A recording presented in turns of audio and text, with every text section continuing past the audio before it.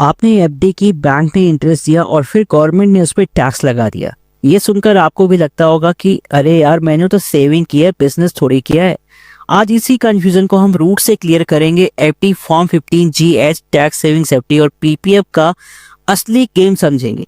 तो दोस्तों, प्रॉब्लम क्या है? इंडिया में करोड़ों लोग डेली एफडी करते हो। 90% लोग आज तक ये नहीं जानते कि एफडी पे टैक्स लगता क्यों है, या फिर एफडी पे टैक्स लगता भी है नहीं लगता। और सबसे बड़ी गलती है कि हम सोचते हैं कि फॉर्म 15G भर दिया तो टैक्स ही खत्म। सच थोड़ा अनकंफर्टेबल है, पर आज थोड़ी क्लैरिटी इस पे मिलेगी।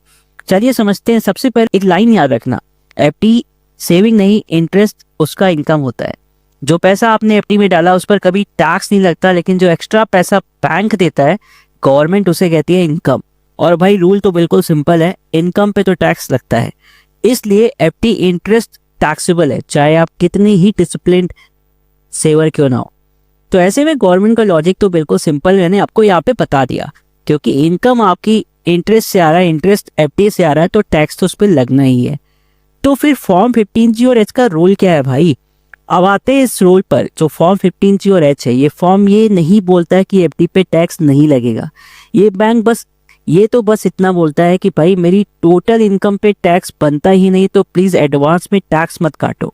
सिंपल वर्ड में फॉर्म 15G और एच टीडीएस से बचाता है, टैक्स से नहीं।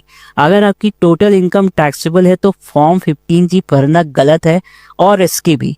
तो टैक्स सेविंग एफडी इसमें क्यों करते हैं हम? भाई टैक्स सेविंग एफडी का नाम ही धोखा है। तो बेसिकली इसमें होता क्या है? देखो, नाम सुन के लगता है कि एफडी भी है और टैक्स भी बच जाएगा, पर सच क्या है?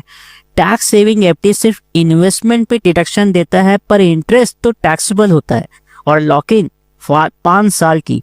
तो अगर आप न्यू टैक्स रेजिम में हो तो वो भी बेनिफिट नहीं है, आपका एफडी अमाउंट भी लॉक रह गया और बेनिफिट भी गया।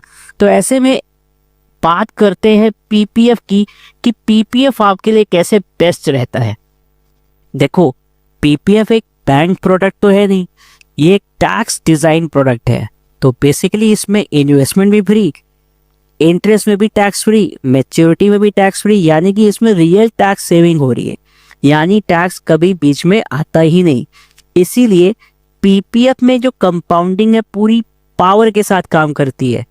तो फॉर एग्जाम्पल, अगर आप एग्जाम्पल लो यहाँ पे, तो एफडी 7% रिटर्न देता है, पर आप 30% टैक्स स्लैब में आते हो, तो आफ्टर टैक्स जो आपका रिटर्न होगा लगभग 5%।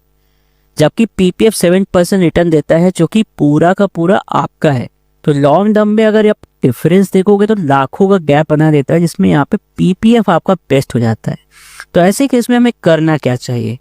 तो देखो, एफडी बेकार नहीं है, पर एफडी बेस्ट है कुछ अलग अलग सिचुएशन के लिए, जैसे कि इमरजेंसी फंड के लिए, शॉर्ट टर्म गोल्स के लिए, मंथली इनकम के लिए, और वहीं पे पीपीएफ बेस्ट है लॉन्ग टर्म वेल्थ के लिए, टैक्स सेविंग डिसिप्लिन के लिए। यहाँ पे अगर आप लॉन्ग टर्म पे वेल्थ बनाना चाहते हो तो दोनों का अलग अलग यूटिलाइजेशन है।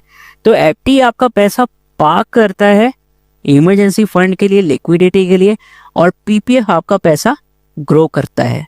तो अगर आपको ये वीडियो यूजफुल लगा हो तो लाइक करिए, शेयर करिए अपने दोस्तों के साथ भी, ताकि उनको भी ये कंफ्यूजन क्लियर हो जाए। और मिलते हैं नेक्स्ट वीडियो में। Thank you so much.